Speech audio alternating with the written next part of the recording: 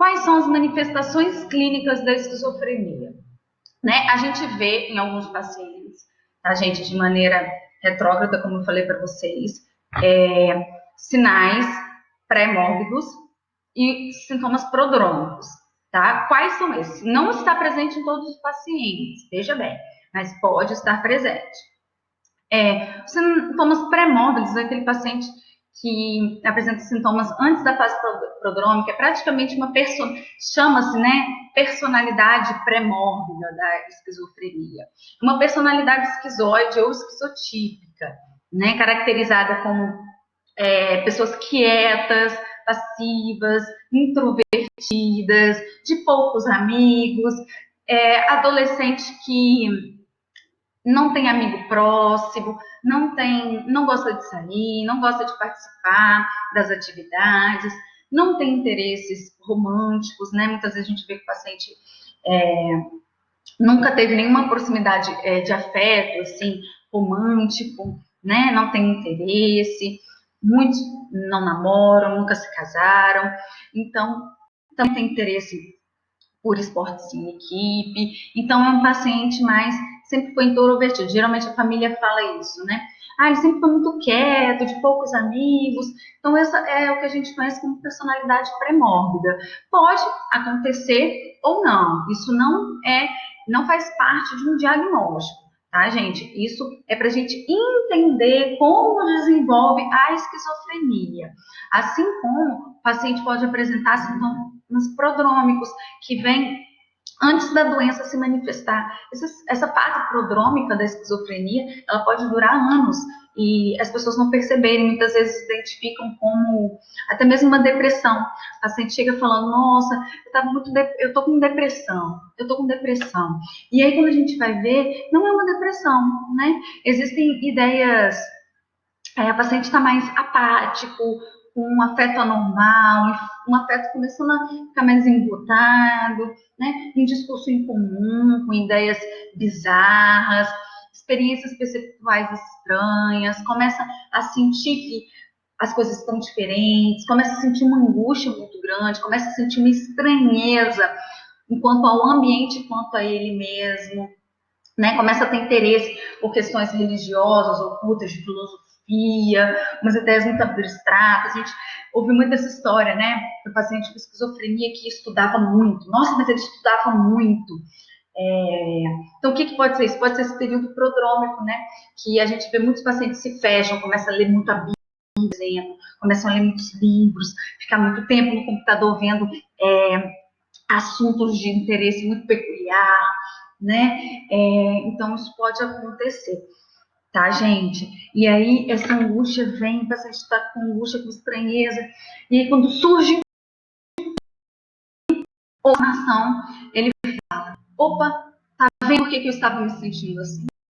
Agora tá explicado. Então, implantaram um chip na minha cabeça e estão me comandando através desse chip. E aí, é por isso que eu estou me sentindo assim.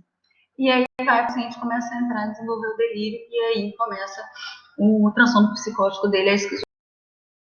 Muitas vezes, depois que abre o delírio, se sente até tranquilo dessa angústia prodrômica, né? Que muitas vezes também é chamado, gente, essa fase prodrômica de trema. Então, essa é uma evolução natural da esquizofrenia. E aí, depois, a gente vê, né, a esquizofrenia se desencadear. E aí, como que a esquizofrenia se desencadeia? A gente conhece a esquizofrenia como tendo sintomas positivos, que a gente chama, e sintomas negativos. Os sintomas positivos, por que esse nome positivo? É porque há uma produção de sintomas, né? E os negativos há uma perda das funções específicas, um prejuízo das funções específicas, tá? Então, quais são os sintomas positivos? Sintomas positivos ou produtivos, né? Quando o paciente começa a produzir os delírios, as alucinações, a distorção ou exagero da linguagem da comunicação, o discurso fica desorganizado. Essa desorganização e do discurso, gente, é aquele famoso fulano está falando coisa com coisa, né? E aí a gente sempre precisa perguntar, nossa, mas que coisa com coisa é essa? Como assim? Para a gente ver se realmente é um discurso desorganizado, mas geralmente é isso que os familiares trazem para a gente como queixa. Tá? Pode haver também um comportamento desorganizado junto com esse pensamento e um comportamento catatônico e uma agitação. Então, esses são os sintomas positivos de esquizofrenia. Ok? E os sintomas negativos, quais são? Os sintomas negativos quando há um prejuízo das funções. Então, é quando é o embotamento afetivo, é o retraimento social, uma passividade, apatia, dificuldade no pensamento abstrato, a pessoa não consegue ter abstração do pensamento, falta de espontaneidade, pensamento estereotipado, há uma alogia, então há uma restrição da fluência e da produtividade do pensamento e da fala, há uma abolição, há uma anedonia também, né? E um prejuízo da atenção. Além disso, também pode haver uma lentificação psicomotora e um apragmatismo, né? A pessoa tem alteração do pragmatismo, ela não consegue ter uma ideia e desencadear aquela ideia, tá? E fazer, e ter uma ação.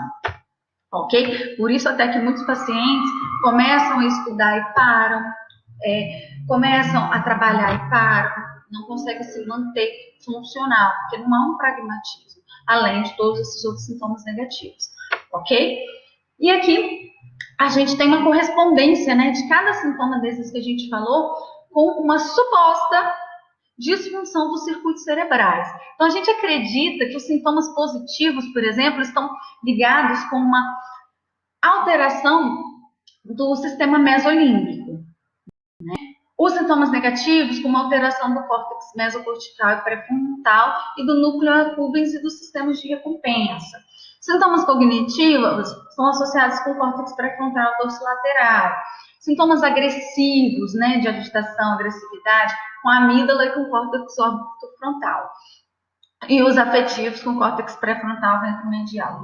Nossa, mas eu preciso gravar isso, professora? É bom ter uma ideia disso, tá? Porque na aula de antipsicóticos a gente vai ver que, de acordo com a função de cada medicação, ela trabalha em diferentes pontos, né, de cada área cerebral. Então, é bom ter uma noção de como isso funciona, de como isso está relacionado, ok?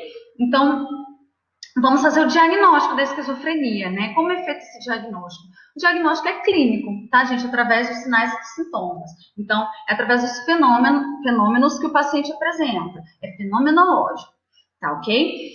As alucinações e os delírios não são necessários para um diagnóstico de esquizofrenia. A gente vai ver nos critérios que o paciente pode ter o comportamento desorganizado e os outros sintomas para ter esquizofrenia. Então, pode haver esquizofrenia sem alucinação e delírio. Os sintomas positivos e negativos podem estar presentes também em outros transtornos, tá?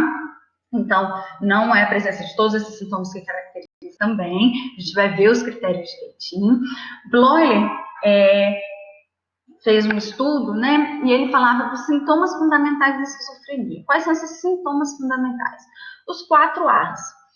Há um prejuízo, né, da associação das ideias, né? Então, a associação das ideias não está organizada, chamada agora de pensamento desorganizado, há uma alteração do afeto, há um autismo. O autismo aqui, pessoal, está como sintoma, tá? E não como transtorno autismo. É como sintoma autismo. O que é esse sintoma do autismo? Esse retraimento social, isolamento social, tá? E uma ambivalência afetiva. E além desses 4 As, que Bloller fala pra gente, né?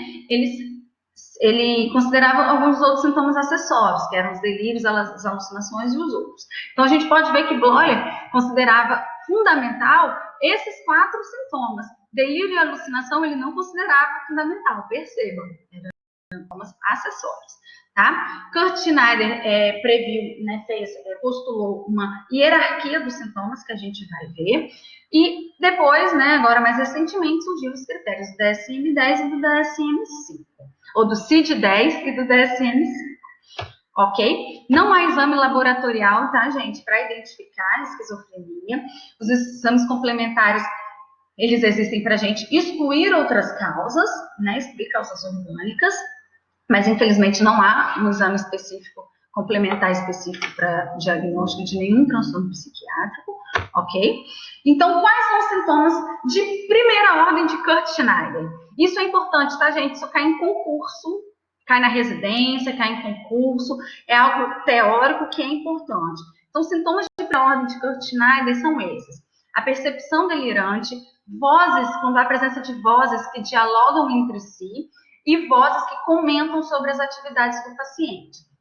Então, o paciente vai falar que ele está ouvindo vozes, você vai perguntar quantas vozes ele está ouvindo, ele vai falar que ouvem várias vozes, voz de homem, voz de mulher, você vai perguntar, essas vozes conversam entre elas? Ele vai falar, sim, conversam entre elas. Além disso, o que elas falam para você? Ele vai falar, ele fala que eu sou gay, fala que eu não estou fazendo isso certo, manda eu matar alguém, manda colocar fogo na casa. Então, além de comentar, ainda são vozes de comando, tá? Então, esses são sintomas de primeira ordem de Kurt Schneider, assim como alterações da consciência do eu. Essas alterações da consciência do eu são consideradas o roubo do pensamento, duplicação do pensamento e vivências de influência, tá? Então, muito importante gravar esses sintomas de primeira ordem de Kurt Schneider. Ok? Percepção delirante, vozes que dialogam entre si, vozes que comentam as atividades do paciente, roubo do pensamento, publicação do pensamento e vivências de influência. Ok, pessoal? Aqui estão os critérios diagnósticos do DSM-5. Ele diz que a gente precisa ter pelo menos um dos sintomas 1, 2 ou 3, que são delírios, alucinações ou discurso desorganizado. Então, a gente precisa de ter pelo menos um desses por pelo menos um mês, tá? Mas comportamento grosseiramente desorganizado ou catatônico e ou sintomas negativos e de expressão emocional diminuída. O período de tempo que tem que ter esse aparecimento da perturbação e um nível de funcionamento diminuído, prejudicado do paciente, são 6 meses. Tá? Então, precisa ter um mês de delírio, alucinação ou discurso desorganizado, mais 6 meses no mínimo de um comportamento grosseiramente desorganizado ou sintomas que perduram por 6 meses, trazendo um prejuízo funcional ao paciente por 6 meses. Tá ok? Então, isso é o principal do diagnóstico da esquizofrenia pelo DSM-5. Vocês vão ler direitinho aqui esse início, gravar, tá ok? E nós temos alguns subtipos da esquizofrenia, né? Que a gente vai falar no próximo vídeo, ok?